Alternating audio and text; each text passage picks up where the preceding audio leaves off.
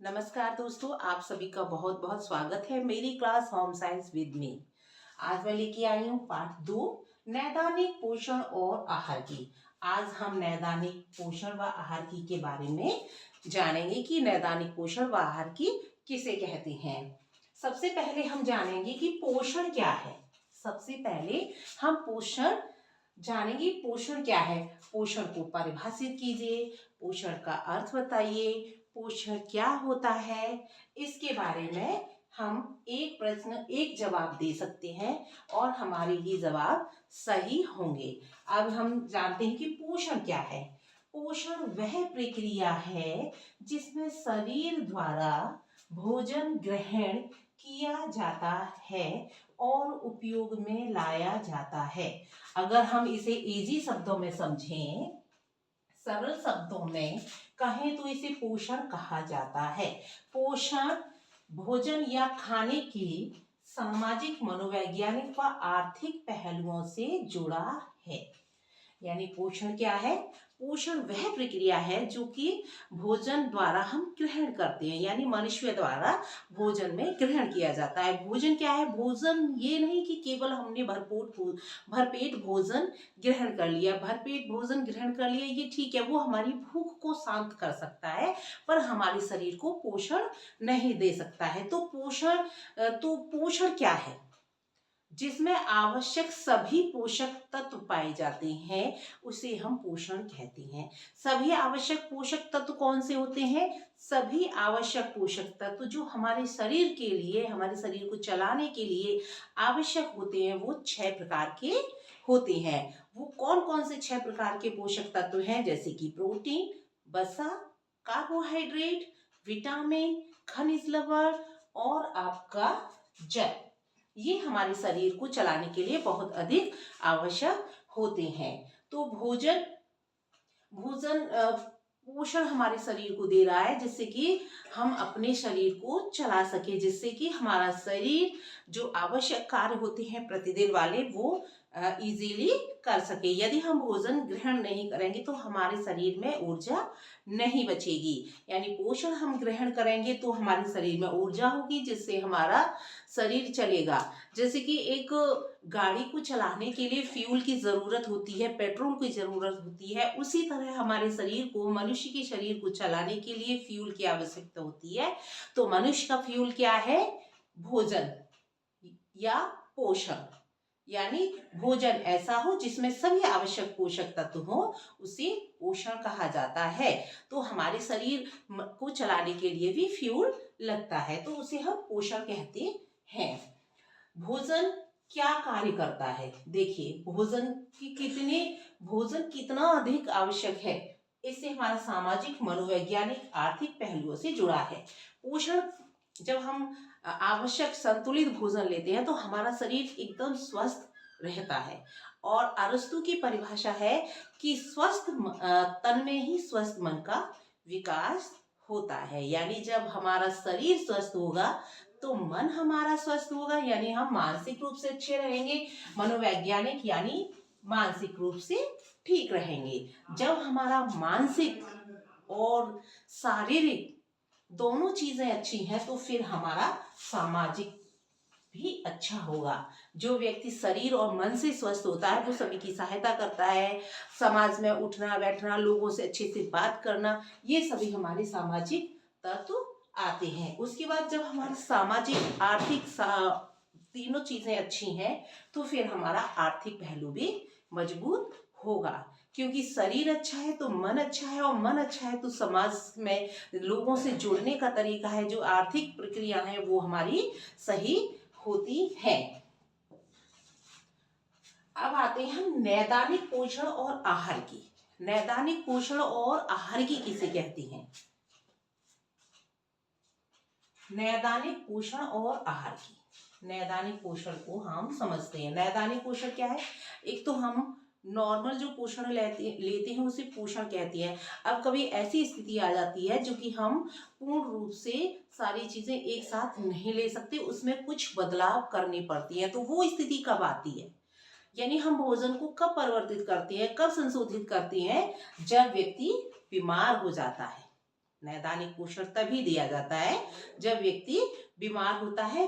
रोगी को हम नैदानिक पोषण देते हैं। नैदानिक पोषण क्या है, जरा हम समझ लेते हैं।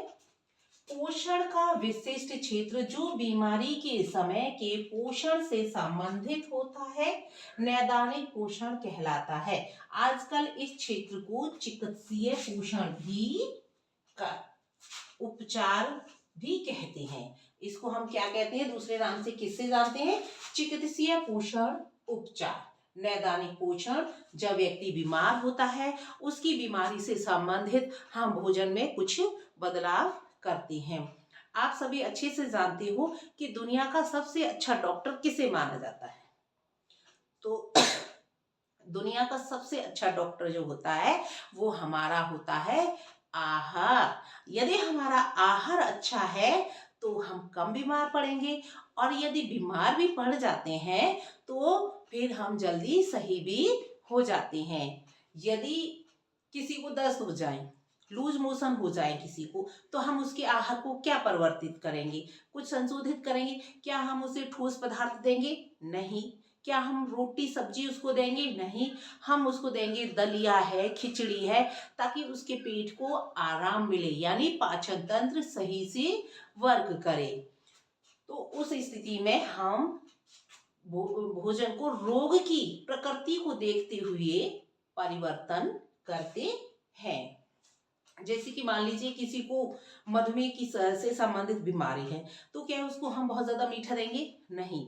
उसमें हम खाने में परिवर्तित करेंगे, खाना ऐसा बनाएंगे कि उसमें सभी पोषक तत्व रोगी को मिले भी और उसे रोग से भी बचाए। इसी को हम नैदानिक पोषण कहते हैं। आहार के प्रकार। आहार कितने प्रकार का होता है? आहार 2 प्रकार का होता है। अब हम आहार के प्रकार के बारे में जानेंगे। आहार के प्रकार, आहार 2 प्रकार का होता है। एक होता है नियमित आहार, दूसरा होता है संशोधित आहार। नियमित आहार क्या होता है? डॉक्टर हमें ऐसा खाना बताता है जिसमें कि नमक और मिर्च मसाले नहीं होने चाहिए। आप हर तरह का भोजन कर सकते हैं, जो आपके घर में खाना बन रहा है उससे उसी भोजन को हम ग्रहण कर सकते हैं, पर उसमें वसा और मिर्च मसाले कम होने चाहिए। उसको हम नियमित आहार कहते हैं। संशोधित आहार किसे कहते हैं? संशोधित आहार उसे कहते हैं जो कि हम रोग की प्रकृति को देखते हुए रोगी के अनुसार हम भोजन को बनाते हैं। जैसे कि दाल, दलिया, खिचड़ी, इन चीजों को हम बनाते हैं, इनको हम संशोधित आहार कहते हैं कि उसमें संपूर्ण पोषक तत्व भी हो और उसको रोगी को वो पचे भी। ऐसा नहीं कि हम किसी को तला भुना भोजन दे दें, बहुत अच्छा भोजन बना रहे हैं, पनीर की सब्जी बना रहे हैं और उसे हम रोगी को दे दें, तो क्या रोगी उससे सही होगा? नहीं होगा। अगर आधा रोग हमारा किससे सही हो जाता है?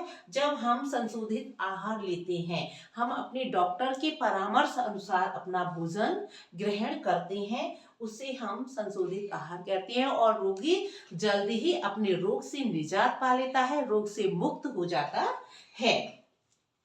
तो नियमित आहार और संशोधित आहार आप लोगों को समझ में आ गया होगा कि किसे संशोधित आहार कहा जाता है और किसे नियमित आहार कहा जाता है। रोगी के आहार में परिवर्तन। अब रोगी के आहार में परिवर्तन भी किया जाता है कि किस रोगी को क्या आहार दिया जाए। तरल आहार। तरल आहार किन रोगियों को दिया जाता है? तरल आहार ऐसे रोगियों को दिया जाता है जो कि चबाने निगलने में प्रॉब्लम हो रही हो, ऐसे रोगियों को हम तरल आहार देते हैं। तरल आहार में क्या आता है? जैसे दूध है, नींबू का पानी है, रस है, फलों के रस हैं। इनमें क्या होता है? इनमें पूर्ण पोषक तत्व प्राप्त होता है और वो निगलने यानी उसको निगलने में दिक्कत नहीं होगी रोगी को, और उसको पूर्ण पोषण भी प्राप्त होगा। अर्ध तरल आहार। अर्ध तरल आहार कैसे रोगियों को दिया जाता है? अर्ध तरल आहार ऐसे रोगियों को दिया जाता है जो चबाने में उनको मुश्किल हो, या फिर उनके मुंह में किसी प्रकार की कोई समस्या पैदा हो गई हो, या उनको भोजन पचाने में दिक्कत हो। अर्ध तरल आहार कौन से होते हैं? अर्ध तरल आहार हमारी होती है खिचड़ी है, दालें हैं, दलिया है, घुटी हुई सब्जियां हैं, इनको हम अर्ध तरल आहार कहते हैं। ये आहार ना तो पूरी तरह से तरल होते हैं और ना ही पूरी तरह से ठोस होते हैं। यह आहार तरल आहार पूर्ण रूप से तरल होता है, जैसे कि हम पानी पीते हैं, इस तरह का आहार होता है। अर्ध तरल आहार ना तो ये पूर्ण रूप से ठोस होता है और ना ही पूर्ण रूप से तरल होता है, इसलिए हम इसे अर्ध तरल आहार कहते हैं। अब आता है आपका कोमल आहार। कोमल आहार किसे कहते हैं? कोमल आहार वह आहार होता है जो हमें चबाने में, निगलने में आसानी होती है, जैसे कि सूजी का हलवा या फिर दाल में डाली गलाई गई रोटियां या दूध में डाले गए ब्रेड। ये हमारे कोमल आहार होते हैं जिनको हम आसानी से चबा सकते हैं, निगल सकते हैं। सामान्य आहार। सामान्य आहार उस आहार को कहते हैं जब रोगी कुछ ठीक हो जाता है और उसका पाचन तंत्र ठीक प्रकार से कार्य करने लगता है, तो उसको बिना तला भुना भोजन सामान्य आहार दिया जाता है। यानी प्रत्येक प्रकार का आहार दिया जा सकता है, बस उसमें नमक मिर्च मसाले नहीं होने चाहिए। यह जब रोगी पूर्ण रूप से सामान्य हो जाता है, उस स्थिति में इस आहार को दिया जाता है। भोजन, रोगी के भोजन में परिवर्तन क्यों करते हैं? क्योंकि उसका पाचन तंत्र है, उसकी जो प्रोसेसिंग है निगलने की, ग्रहण करने की, पचाने की, उसमें प्रॉब्लम क्रिएट हो रही है। तब हम उसके परिवर्तन, रोगी के परिवर्तन में आहार में परिवर्तन करते हैं।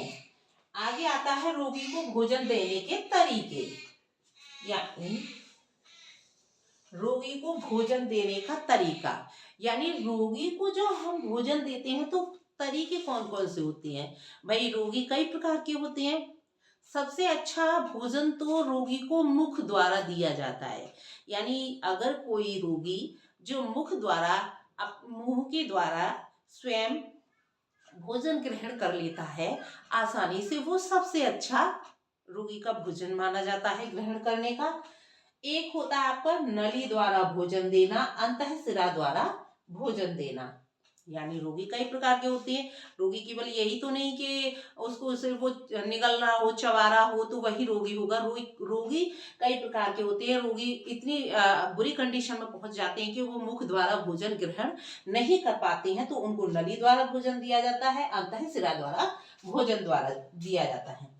नली द्वारा भोजन देना, यानी नली के द्वारा जब व्यक्ति की स्थिति, उसका पाचन तंत्र, नली पाचन, उसकी जो भोजन नली है, फूड नली है, वो आसानी से भोजन को ग्रहण कर पा रही है, तो उसको नली द्वारा भोजन दिया जाता है रोगी को। दूसरा आता है जब उसका पाचन तंत्र बिल्कुल सही से वर्क नहीं कर रहा है, डैमेज हो चुका है या कोई दिक्कत हो चुकी है उसमें, और उसका फूड लाइन उनकी बिल्कुल खराब हो चुकी है, तो उस स्थिति में अंतःशिरा द्वारा भोजन दिया जाता है। अंतःशिरा द्वारा भोजन बच्चों को समझ में नहीं आया होगा, उनको ड्रिप द्वारा भोजन दिया जाता है। जैसे कि आपने कभी इंजेक्शन लगवाया होगा, तो इंजेक्शन में भर के सीधा आपकी जो शिरा होती है, अंतःशिरा होती है जिसमें ब्लड बहता है, उसमें सीधा लगाया जाता है। तो बच्चों को अब समझ में आ गया होगा कि अंतःशिरा द्वारा भोजन देना, यानी उसकी ड्रिप द्वारा भोजन को, जो पोषक तत्व हैं ड्रिप द्वारा दिए जाते हैं, क्योंकि वो ना तो भोजन को निगल पा रहा है और ना ही उसका पाचन तंत्र ठीक से कार्य कर पा रहा है, लेकिन उसके शरीर को पोषण की आवश्यकता है। तो हम उसका पोषण कैसे पूरा करते हैं? अंतःशिरा द्वारा भोजन देकर उसके शरीर के पोषण की आवश्यकता को पूरा करते हैं। आहार के आवश्यक पोषक तत्व या कारक, इसको हम कारक भी कह सकते हैं। आहार के आवश्यक पोषक तत्व या कारक कौन कौन से हैं? ऐसे सभी आवश्यक पोषक तत्व जो हमारे भोजन को संतुलित बनाए, हमारे शरीर को पोषण प्रदान करे, उनको हम पोषक तत्व कहते हैं। जैसे कि हमारा प्रोटीन, प्रोटीन का हमारे शरीर में क्या कार्य है? ये बिल्डिंग मटेरियल का काम करता है, यानी हमारे शरीर में होने वाली टूट फूट, नए ऊतकों का निर्माण करना, बच्चे की वृद्धि में भी जो बच्चे बढ़ती उम्र के होते हैं उनमें वृद्धि में सपोर्ट करना, ये हमारे प्रोटीन के कार्य होते हैं। कार्बोहाइड्रेट का कार्य क्या है?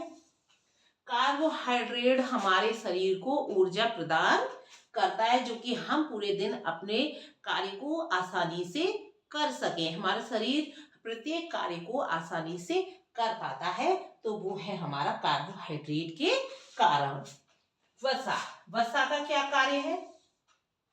वसा हमारे शरीर को, वसीय ऊतकों को और जो हमारे जो कोमल अंग है हमारे शरीर की, उनको सुरक्षा प्रदान करता है। विटामिन क्या करता है? प्रतिरोधक क्षमता बढ़ाता है। इसका कोई काम नहीं है। खनिज लवण और विटामिन का हमारे शरीर में कोई काम नहीं है, लेकिन most important, very important, vitamin और खनिज लवण, जहां हमारे शरीर में अन्य पोषक तत्व 96% की आवश्यकता होती है, खनिज और विटामिन की केवल 4% आवश्यकता होती है।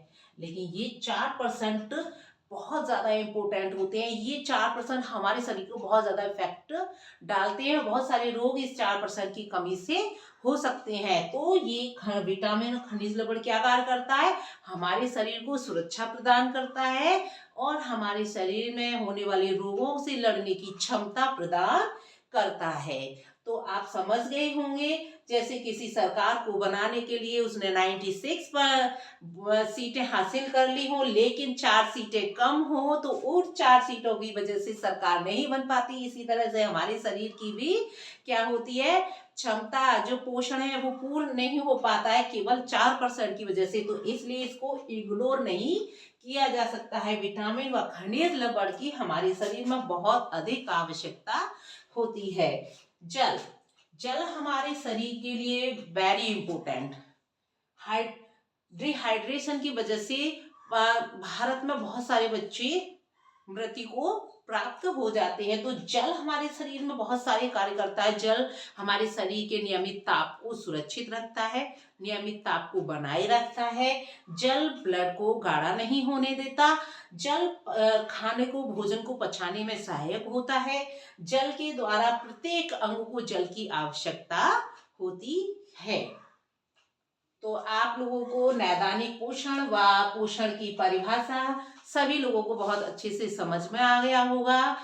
और ये समय बहुत ज़्यादा बच्चों के लिए इम्पोर्टेंट है, क्योंकि अब उनकी परीक्षाएं नज़दीक आ रही हैं। सभी बच्चों को इस पर विशेष ध्यान देना चाहिए और उनको जो मैंने बताया है उसको अच्छे से पढ़ें। अगर बार बार 2 से 3 बार इस वीडियो को देखेंगे तो सभी बच्चों को ये बहुत अच्छे से समझ में आ जाएगी। धन्यवाद।